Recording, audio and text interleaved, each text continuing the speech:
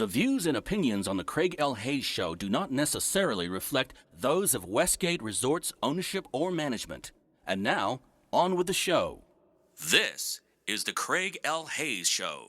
And welcome back, everybody, to the Craig L. Hayes Show. I'm Craig L. Hayes. We're here with Paul Chadwick for episode number 4 out of his interview. We're going to continue on with his life in show business and all things he's done throughout the years. And he's had quite the varied and all over the place career. You know, I can lock mine down to I worked at the Mint for a few years. I worked at Riviera for about 6 years, and I worked here for 30 years. Pretty well it. That's it. Don't have to say too much about anything else. So, but he's been everywhere, all over the place. Time here, time there, all kinds of different jobs. He's traveling the world, setting things up. Awesome, Paul. Good for you. And we were talking earlier just before we came on here. I'm not sure he's ever going to retire. Some people retire because they want to. Some people keep working because they want to. I don't know where Paul fits in that, but you know. Yeah. I wouldn't mind taking some time off, though. Yeah. There's a lot to see I haven't seen. The good thing is after 65, you can keep on working a lot and take your retirement, plus so you have a little choice of what you want to do, you know. Yeah. If you want to take off for a few weeks, it's not going to hurt you because you're going to get a paycheck from the pension stuff, you know. That's always nice, too. Anyhow, so let's move on to a couple of things we talked about just before we left. And those two things were, let's go on to Rock of Ages, with you know the work you did there, and then because it was a bass entertainment thing. Yeah. So I'd been relief on Phantom with bass, and knew the guys there, and I was on the road with Springsteen, and we were in Charleston, Virginia, at the university. For a concert that night, or the next day, I guess. The way that Springsteen worked the tour is you'd do a tour, load out, drive to the next venue on the bus, get a night in a hotel when you got there. So if you loaded out on Tuesday night into early Wednesday morning, you'd drive all Wednesday night. You get to the next town, you'd have all of that day off, and then 8 o'clock the following day or 7 o'clock the following day, depending, you'd walk in, load in, and do it all over again. So we were on that off day, and I usually took the time. I didn't want to go to bed right away as soon as I got into town, because then I wouldn't be able to sleep at night. So we'd get our hotel room, and then I'd usually just kind of walk around to play the tourist wherever we were. And that's what I was doing, just kind of seeing what the little college town had to offer, and that's kind of a neat place. And I get a phone call, and it's one of the managers, one of the general managers for bass, asking me if I would be interested in taking the production electrician, head electrician job for Rock of Ages. And at the time, the Rock was it was still a New York show, New York Design, all the big name designers it was still their show, so they were coming in to load it in. We were going to load it into the Venetian, and they had a production electrician out of New York that they had hired for that gig, and he was obviously coming in. He was going to do the surveying and all of the engineering and everything else that a production electrician does. And they wanted me to be under him, to be his assistant and be his head electric, and then stay and run the show. Okay. So I said, well, I'll be off the road on this date. You're going to start package prep the first week, so I won't be there the first week. I'll be available on the phone, but I won't be there the first week. And they said, well, that's fine. Shannon will be here, and he'll take care of everything. Who do you want on your crew? And so we had those conversations, and we batted some names back and forth and got those people involved that were going to be my crew, and brought in some folks to do package prep, and I did all that long distance with them, and I got there the second week, and they kind of gave me the tour and the introduction of where they'd been, and everything else. I met, officially met everybody that was going to be on my crew. I knew most of them, but got to spend a good amount of time with Shannon. And then we had that. We finished up that week with the package, got the trucks loaded, and then Monday morning, got the trucks in. I had a crew of, I think, I brought in for that load in. I think I brought in about 25 or 28 electricians to handle that load in. There was an order to it because of the nature of the beast that had to be done, and part of that order dictated that the lighting goes up first, which is generally the case even on corporate gigs. But in this case, it had to, because the set had to be built underneath, and obviously once the set was in place, you weren't getting up to the lights, or at least not very easily. So we took, I don't know, it was probably a good month, I'd say, maybe, load in on that show before we had final rehearsals, soft opening, and then opening. We all had a great time with that show. It's just the kind of music that most of us liked, and so we all enjoyed working it, and the cues were great. We had show caller calling cues, but they were cues that I didn't have really any show control. The only show control I had going on was a bit of show control to do my watch out, which is was the program we were using for the video and the LED walls. So I was actually taking the cues, which is always a lot of fun for me. I enjoy doing that with the music, that kind of thing. And Was that an equity show, or? I believe it was. Yeah. I believe it was. I like working equity shows. Yeah. The original production stage manager that they brought in had been the first production stage manager for Spider-Man on Broadway when it flopped the first time. So yeah, I'm pretty sure it was equity. But yeah, we had a great time with it. A lot of learning and a lot of, in that particular show. And as I said, it was an Australian set that was purchased by Bass for us. And I had to convert everything over to our voltages, a lot of signs that all had to be converted. There was billboard type signs all over the house that we had to do, and plus a lot of other bits and pieces, props and things like that were electrified. We had to convert all of that over to American voltages, and a lot of wiring. Did you just transformer it all up, or was it just redoing fixtures the whole 9 yards? Most of it was those times where the voltages weren't correct on the lamps, and we had to use those lamps. Then I used a transformer, but for the most part, we could swap out the lamps, put our lamps in. So it was just a matter of changing plugs and changing some fixtures. It wasn't too bad. No, it wasn't. There was just a lot of it. It came over, of course, in big shipping crates, so you never knew exactly what you were going to find when you opened up the boxes. Merry Christmas, here it is. Yeah, that'd be fun. Open the crate and go, well, what's in this box? Exactly. What's behind this door? That's exactly how it was, too. But yeah, we loaded that in. I ran 3 follow spots and an ETC EOS console. We had 2 big, huge 20K projectors and an LED wall on that thing. So it was a pretty expensive show. I mean, it was a extensive show. It was the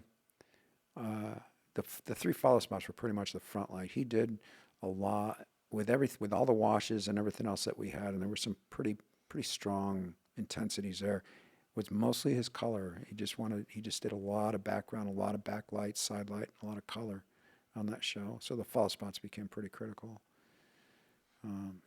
We took that show over to the Rio when the Venetian decided they were gonna clean house, and they kicked out all the existing shows so that they could bring in new ones. So at that point, we went over to the Rio. Caesars gave Bass a really nice deal. You bring the show in, you pay for everything on the show. We'll give you the space, and we'll take care of the front of house. And their whole idea was that, okay, well, we're going to use this show to draw in clientele. The problem with the Rio was that there wasn't anything to keep the people there. So while we were drawing in the patrons and we were getting good houses and good attendance, they weren't staying because there was nothing to keep them there. So that whole thing lasted for maybe a year and a half before Caesars went back to base and said, okay, we can't sustain this anymore. You guys are going to have to pay the rent and pick up some of the front of house. And at that point, it became untenable for base to run the show. It would have been a loss.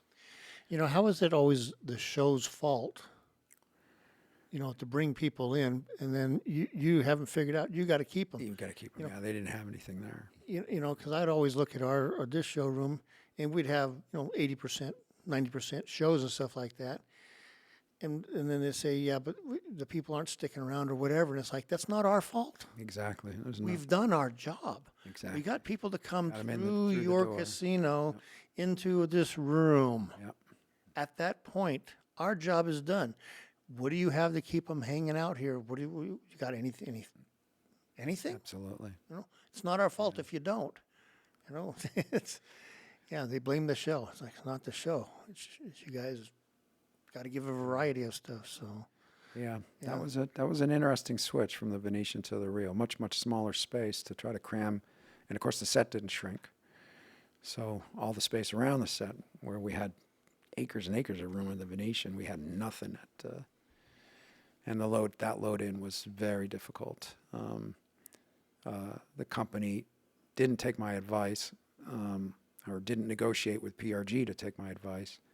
So essentially, we were using the same gear. So we had to strike the gear, take it to the Rio, and load it in.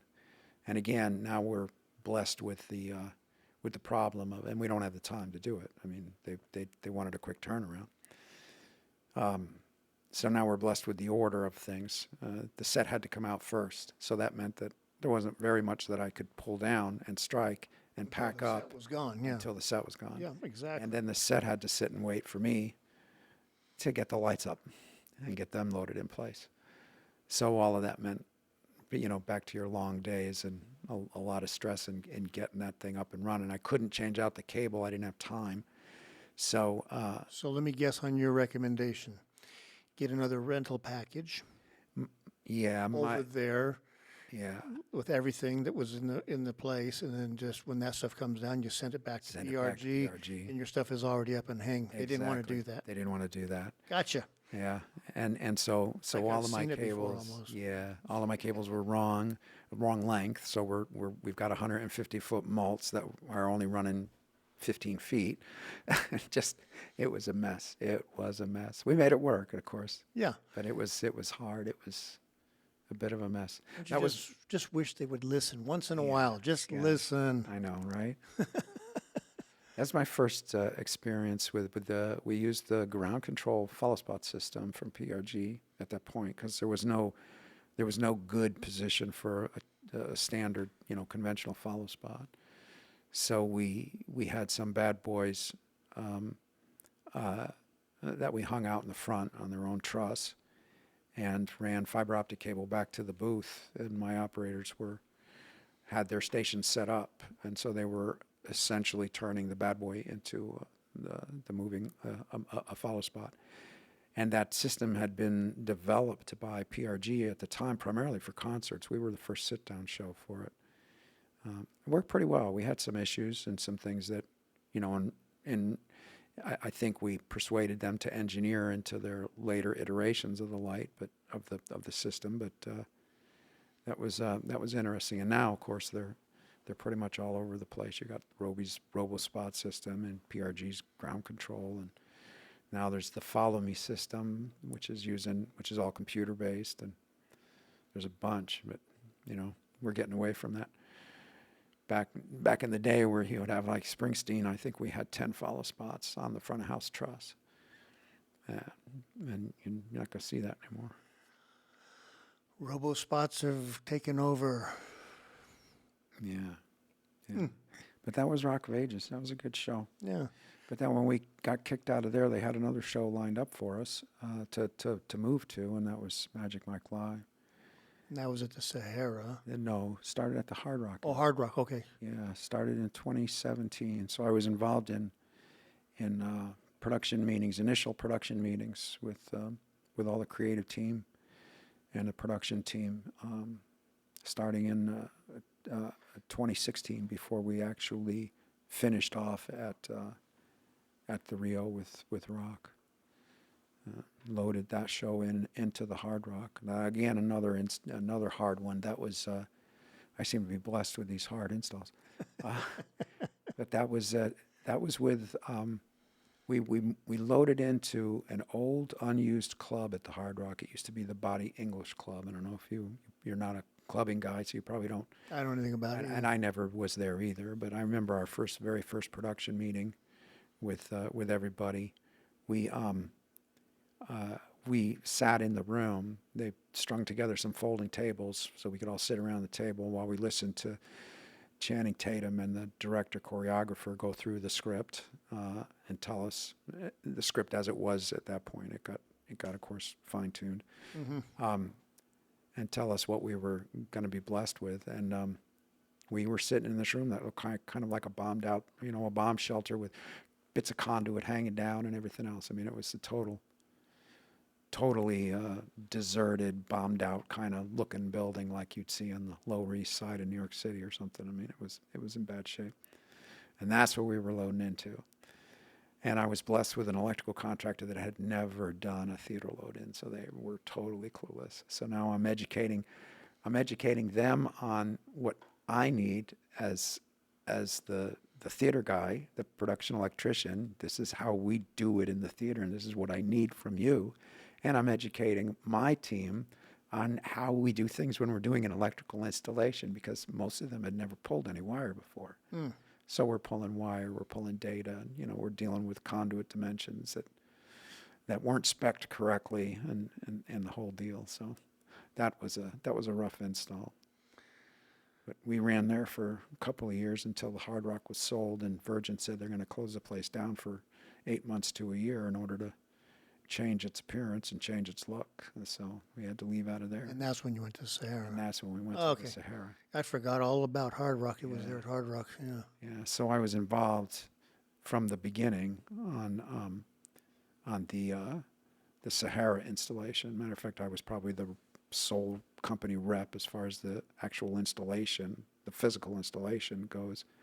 And I ended up being on site during COVID when they were doing construction, at least 2 or 3 days a week, answering questions and directing, the construction crews that, let's go this path, not that path, because I need to put something else here, those kinds of things that, fortunately, at the Sahara, we had an electrical contractor that had a lot of experience in theater installations and understood those systems. So that was a boon for us.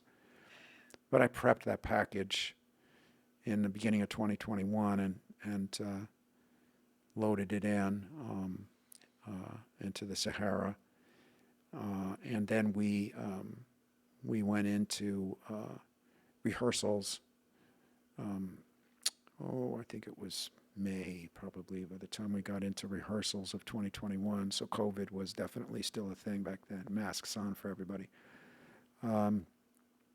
Try to maintain your 6 feet. And not that was possible, but No. we tried. We were doing that in 2021, and then it got down to rehearsals with the cast and actual programming. So, as I mentioned to you offline, we the lighting designer for that show. He's an amazing lighting designer, and his programmer are English. They live in London, or just outside, whatever. And because of the COVID restrictions, they couldn't get visas to come here in order to program the show and during rehearsals and get us up to speed. So there was just like no way in hell that we could get them over here at all. We tried everything. So they already had a previs studio set up in London that they had been doing some pre-programming already with the rig and everything else. So we decided maintain that previous studio, but we're going to reroute your signal, so it's not just going to be local. So we set up, I think we must have had 3, possibly 4 cameras around the space, so where we could take images of the stage from a couple different angles and of the rest of the space, because in this show, that entire space is used. That entire space is the performing space. It's not just on the stage. So they needed to see not just the stage, but the house and everything else. So we had multiple cameras for that. We had letting a show on camera. Yeah. Oh yeah.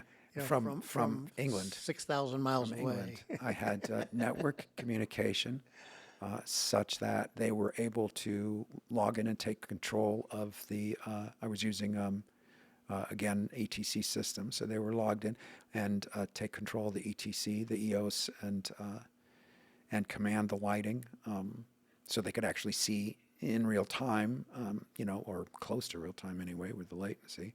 But they could see in real time what they were doing and how it was going to look as best as the camera's image would give them. Yeah.